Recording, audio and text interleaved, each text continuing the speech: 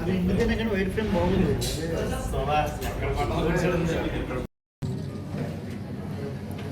Biryani sir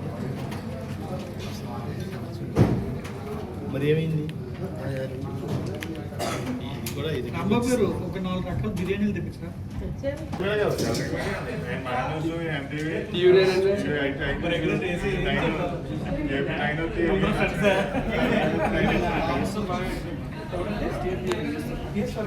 మీకు వైజాగ్ చేసి వెళ్ళారు కదా.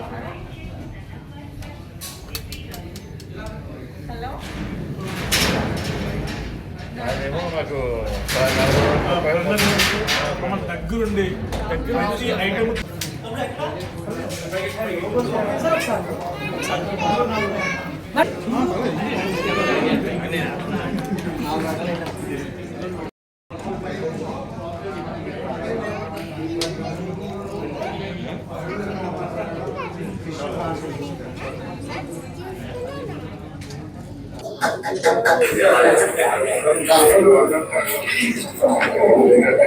చాలా కొత్తగా ఉందండి.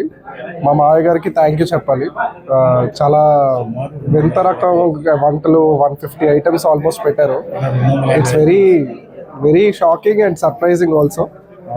చాలా చాలా బాగుంటుంది ఐటమ్స్. నేనైతే పర్సనల్లీ ఎప్పుడు ఎక్స్పీరియన్స్ చేయలేదండి. నేను ఏదో టీవీ ఇలాగే ఇన్స్టాగ్రామ్లోనే టీవీ న్యూస్ ఛానల్లో చూడడమే తప్పితే ఇదే ఫస్ట్ టైం ఇన్ని నాన్ వెజ్ ఐటమ్స్ పెట్టడం అంటే కూడా I'm very surprised and very happy also.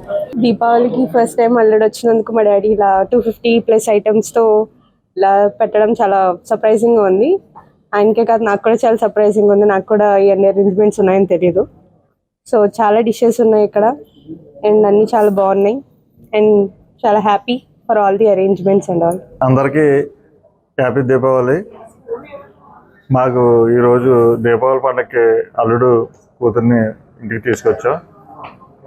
వాళ్ళకి అంటే స్పెసిఫిక్గా చెప్పాలంటే మా అల్లుడికి నాన్ వెజ్ అంటే ఇష్టం.